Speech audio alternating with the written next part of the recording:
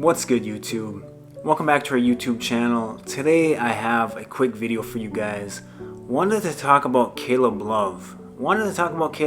Because I think he was someone who, in this year's NCAA tournament, was really able to make a name for himself. He was someone who took advantage of his time in the NCAA tournament and made a name for himself. And I think he was able to become a much more nationally known player and someone who really helped his NBA draft stock. But along with the good that came with Caleb Love and the things that we were able to see with his game, I think the NCAA tournament also showcased some of the downsides of his game, or why he wasn't someone who was projected to be even really drafted before this year's tournament. And so wanted to talk about all that. Before I do, I just wanted to say, leave your thoughts down in the comment section below. Let me know what you think of Caleb Love, his game, all that. Leave those thoughts down in the comment section. And with that being said, let's get into the video. So just a quick backstory on Caleb Love. Caleb Love was a pretty highly regarded recruit coming out of high school, 5-star guy, top 20 national rank on most recruiting websites. Decided to go to Carolina, which I think was a great decision for him. That's the team that I personally root for. But he, like I said, was a high-profile guy, was potentially going to be a one-and-done type guy. Came in as a freshman and had a pretty up-and-down season. There were some high moments in his freshman season where he was able to showcase a lot of his ability to score the ball and be someone who could be a great guy with the ball in his hands. But he also had moments where he was just really bad, or he had a lot of freshman struggles, really struggled to shoot the ball, really struggled to be efficient from the floor, and just, like I said, had his ups and downs as a freshman and had to come back for his sophomore year and really try to raise his draft stock. And I think in his sophomore year he was able to balance that out a little bit more heading into the tournament, but still had those ups and those downs where he was looking really good some nights, and some nights he just wasn't able to shoot the ball or be very effective from the floor in terms of scoring the ball. And you can kind of tell that by his averages, where his field goal percentage hung around 40%. I think by the end of the season was under 40%. And he was an inconsistent three-point shooter who, if you caught him on the right night, he could knock down 3-4 three-pointers, and the next night turn around and shoot the ball 0 for 8 from 3. And so that was kind of Caleb Love heading into this year's tournament. Now, I kind of made it sound like he was bad his sophomore year. He still put up good numbers, but like I said, was efficient from the floor. Now, in this year's tourney run, we were able to see, I think, both sides of Caleb Love to a really extreme level. He came out the first game against Marquette, had a really good game, scored 23 points, shot the ball well, and played a good game as North Carolina rolled Marquette, and he looked like a good player, an NBA probably level player. He played like that against Marquette.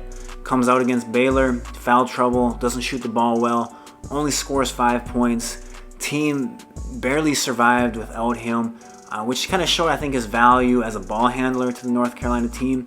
But like I said, overall did not shoot the ball well, finished with 5 points, foul trouble, whatever. That's the downside of Caleb Love.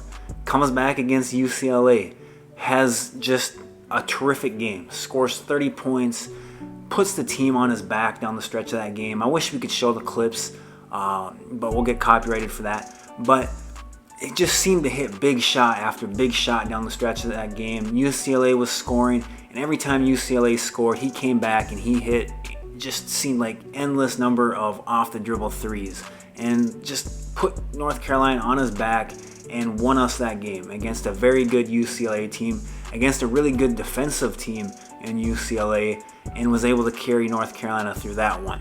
Comes against St. Peter's, plays all right, doesn't have to do much against them. Carolina wins that one. Now we got the biggest game of the year, one of the biggest games in college basketball history against Duke. Comes out, all the storylines, the rivalry, Coach K's last game, Final Four, all that. Really struggles in the first half. I think he shot 2 for 9 and looked like the moment might have been too big for him, or was going to be one of those nights where Caleb Love just really struggles from the floor.